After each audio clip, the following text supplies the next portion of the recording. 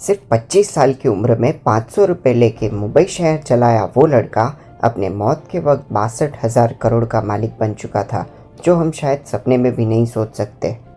Bill Gates का वो famous quote तो हम सब जानते ही हैं, if you are born poor it's not your mistake, but if you die poor it's your mistake. Dhirubhai इसी का एक परफेक्ट एग्जाम्पल है। धीरजलाल गोवर्धन दास अंबानी ही है इंडिया के one of the biggest industry Reliance के फाउंडर। वो 28 दिसंबर 1932 गुजरात के चोरवाड़ गांव में पैदा हुए थे। उनके पिता स्कूल टीचर और माँ हाउसवाइफ थी।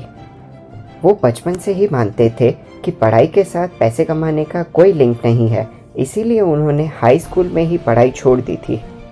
आपको शायद पता ना हो, पर धीरूभाई ने अपने करियर की शुरुआत पकौड़े बेचने से की थी। इसके बाद 16 साल की उम्र में पैसे कमाने के लिए वो इंडिया से बाहर यमन देश के ईडन शहर में जाके पेट्रोल पंप पर काम करना शुरू करते हैं। यमन में काम करते वक्त उन्होंने ये रियलाइज़ किया कि अगर वो खुद का बिजनेस शुरू नहीं करेंगे तो असल में अमीर जिसे कहते हैं वो कभी नहीं बन पाएंगे।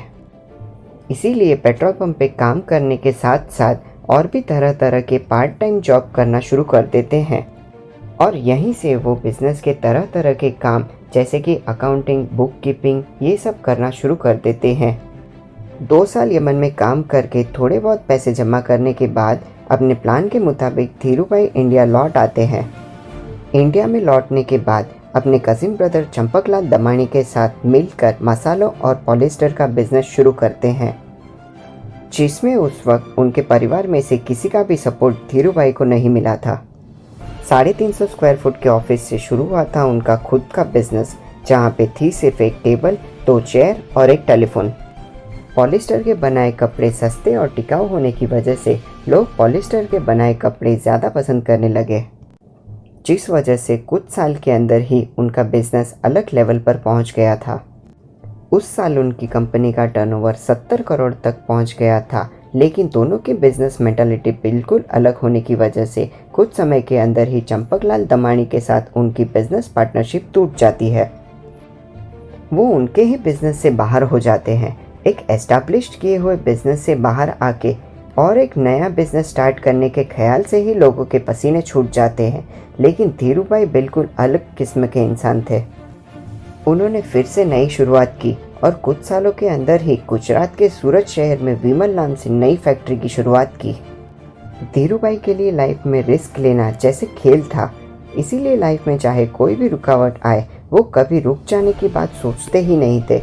नया कुछ रिस्क लेके दोबारा से शुरू करते थे। 10वीं फेल धीरूभाई, जो शायद स्टॉक मार्केट के उन डिफ़िकल्ट टर्म्स को नहीं समझते थे, लेकिन थे वो स्टॉक मार्केट के जीनियस।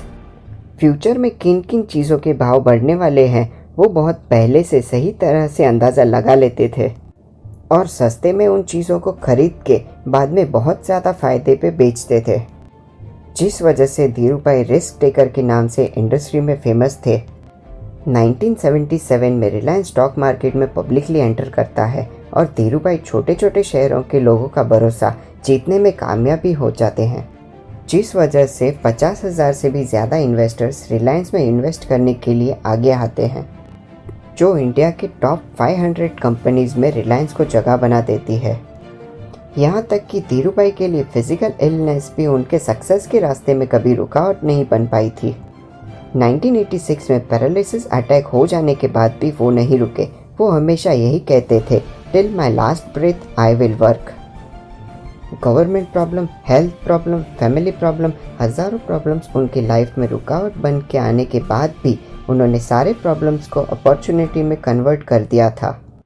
24 जून 2002 स्ट्रोक्स होने की वजह से उन्होंने मुंबई में अपनी आखिरी सांसें ली। तो चलिए, धीरूभाई अंबानी के लाइफ स्टोरी से हम जो जो सीख सकते हैं उनको एक बार सम अप कर लेते हैं। पढ़ाई करना और पैसे कमाने के बीच में कोई डायरेक्ट कनेक्शन नहीं है। लाइफ में बड़ा कुछ करने के लिए कैलकुलेटेड रिस्क लेना बहुत ज़रूरी है। लाइफ में किसी भी प्रॉब्लम को प्रॉब्लम की तरह नहीं बल्कि अपॉर्चुनिटी की तरह देखना चाहिए। मैं इस वीडियो को उनका कहा मेरा फेवरेट एक कोट के साथ ख़त्म करना चाहूँगा।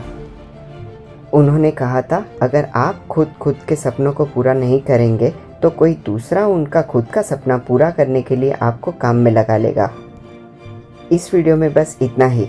वीडियो अच्छी लगी हो तो लाइक करें, शेयर करें अपने दोस्तों के साथ, और अगर आप इस चैनल पर नए हैं तो चैनल को सब्सक्राइब करना ना भूलें। अपना समय और प्यार देने के लिए धन्यवाद।